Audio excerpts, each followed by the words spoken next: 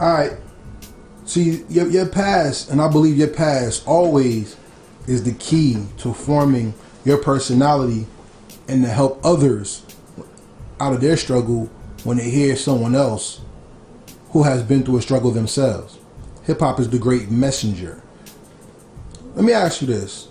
Dayton Street, very well known, legendary part of North. If you know Brick City, Prince Street is known, Little Bricks is known, Dayton Street is known. Now, in coming from that area, Dayton Street had to make you see life in a way that wasn't regular to the eye of somebody who just passes through.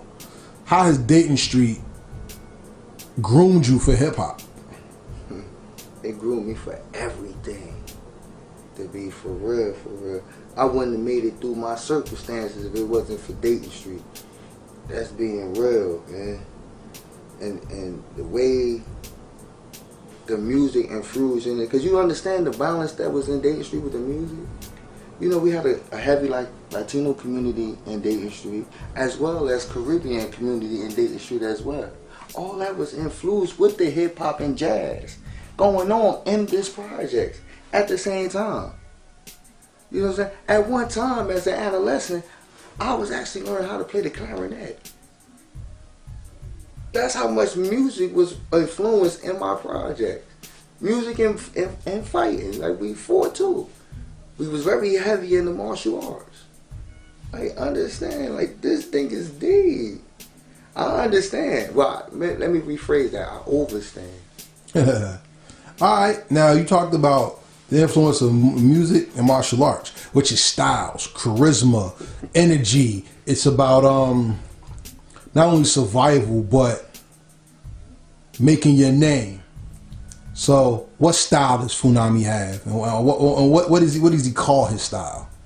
Honestly, my style is me for real. And I'm passive aggressive. You know what I'm saying? Meaning that when you first talk to me, I could be very standoffish, and then when you get to know me, you say, oh man, he's real cool. But then the snap of a beat, I go back to aggressive like that. So that's my whole demeanor with my music and everything. I'm very passive aggressive. You know, that's just my demeanor. Okay. So, from your influences in hip hop and being where you're from, street hip hop has been something that reflects your reality.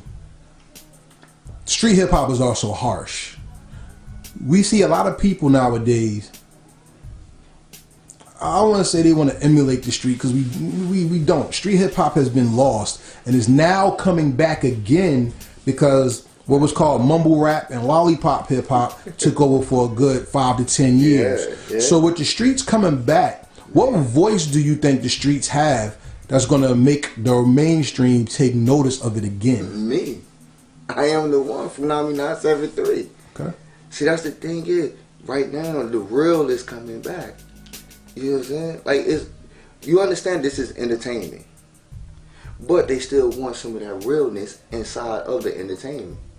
So what that does, it opens up the doors for guys like me. Because there's a multiple of guys like me who are talented, who actually live that life.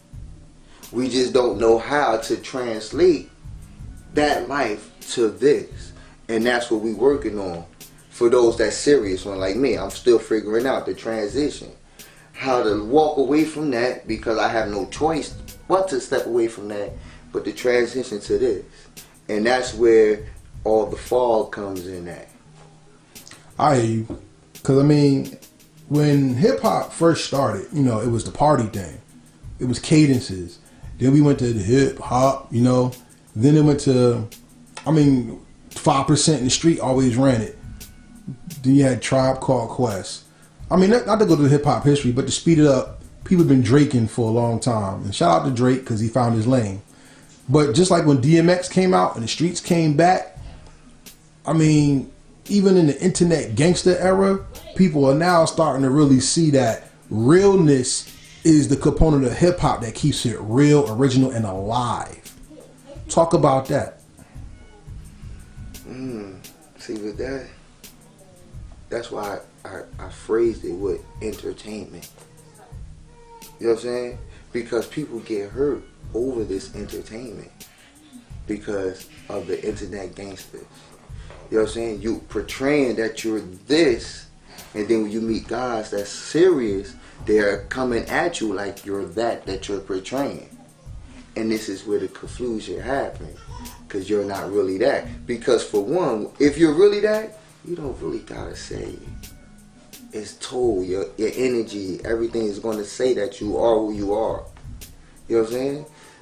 So you just have to keep remembering that it's entertainment. You can feel the real. The real don't gotta say it. You can feel it. Okay. Well, I want to drop a line on you. So you want to be hardcore with your hat to the back, talk about gats in the raps, but I don't feel that hardcore, or... Okay, so being that, you know, you're a Biggie fan, and Biggie talked about that, and one thing I know, we have, like, I don't want to talk about the industry, I really don't, but we have people in the industry right now who are out there saying they this, they that, and you testing my gangster and stuff, and... I don't know, man. With the new industry that we have in hip hop and with the stream game, how does one keep it real in his music, but also use the stream game to be authentic in how they market themselves, their music, and keep themselves real, 100%? I can't speak for nobody else. That ain't my job. That ain't what I do. I only speak for me. That's it. And all I could do is just be me. And if me being me don't work, then I don't know what else works, because I can't change who I am. I can't speak for nobody else. That's how I always am. That's just me, period. I don't talk about nobody else. If it's an issue, I'm going to handle it. I just focus on me. I'm just going to be me. I'm still figuring out how to do this steaming and whatnot without changing who I am, because I'm not going to compromise. I'm not conforming to be with anything or anyone. I'm just going to keep being who I am.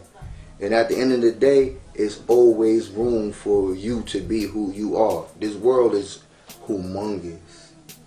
You're not just in this little small patch. We're not just in New Jersey. This is going to reach the other side of the world. People's going to be watching this on the other side of the world. They're going to relate to what we're saying. There's going to be people who don't even speak our language, but going to understand from our body language what we're saying and relate to it. Okay, so I'll ask you this then. In China, hip-hop was just banned.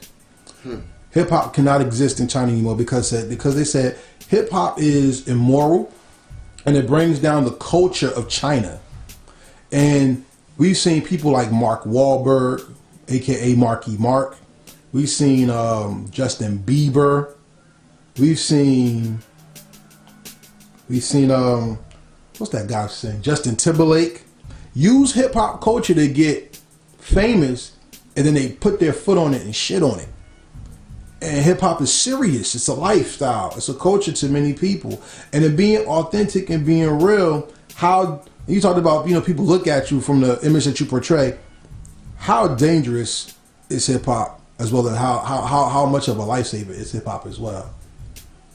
It's dangerous because it can take someone's life, because people do take your words very serious. You got to understand, the words you use are powerful. And the interpretation of those words means a lot of different things to different people in a different state of mind that they're in. You understand that? Oh, yeah. And with that, imagery is also important. Oh, yeah. Now, I want to say this before, I mean, we even get deeper. Black Panther came out, and it was a monumental film because it showed a person of color in positive light. Not even a man or a woman, a community, a nation. And with Black Panther, I've seen in Korea, China, and other places, they say, all we know blacks is they were slaves. And if this is what they really are, they're pretty cool.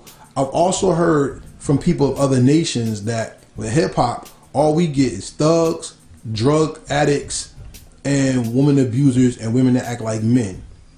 Tell me about what the imagery of hip hop means to you, and what image do you keep as being authentic, and how do you want to portray that to the world? Actually, but everything they said is correct, though, because it's a little bit of all of that. You can't have negative without positive. It's just like we said earlier. How could you enjoy happiness if you never felt sadness? So everything that they just said is the truth.